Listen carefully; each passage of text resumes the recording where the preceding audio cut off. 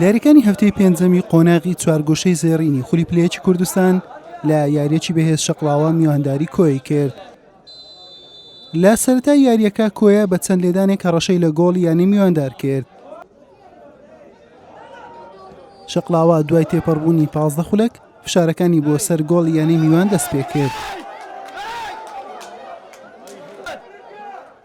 لە خولەکی 35 هێمن عەلی گۆڵ یەکەمی بۆ شەقڵاوە تۆمار کرد.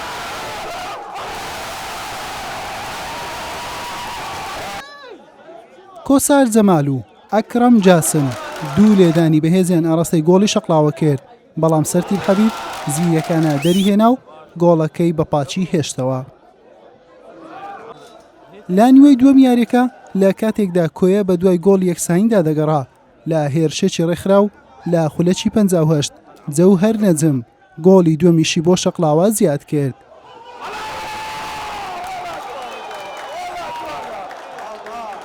کۆیە حەزی کەمکردنەوەی جیاوازەکەی هەبوو، بەڵام هەوڵەکانی هێندە جددی نەبوو تاوەکو گۆڵی پێتۆمار بکات. یاریەکە با دوو گۆڵی بێوەڵام بە سوودی شەقڵاوە بە کۆتا هات. بەڕاستی ئەمە دەستخۆشی لە یاریزانەکان دەکەم، سوپاس بۆ ئیدارەی داوای لێبوردن لە هەندەران دەکەین. بەڕاستی ئەمن ئەوەندەمان پێکرا، ئەوەندەمان لە توانەدا بوو، نەمانویست بگاتە ئەو حەدەیز ئەوەی پێمان کرا کردمان.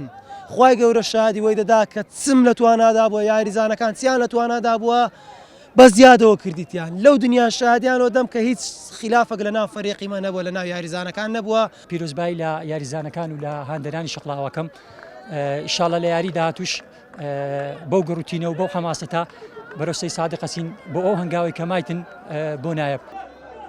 بەمەنجامە شەقڵاوە خاڵەکانی گەیاندا 8 خاڵ و لە خانەی دووەمدایە و جیاوازی 3 خاڵە لەگەڵ ئاڵتون کوپری سێیەم. کۆیەش بە 3 خاڵ لە خانەی چوارەم مایەوە و هیچ هیوایەکی بۆ گەیشتن بە نایب نەما.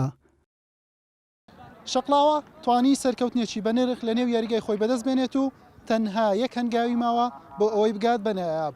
کۆیەش وەک پیشەی هەمیشەیی لە دوا هەنگاوەکان نایابی ناوێت و شکست دێنێت و ناتوانێت سەرکەوێت بۆ خولی نایاب.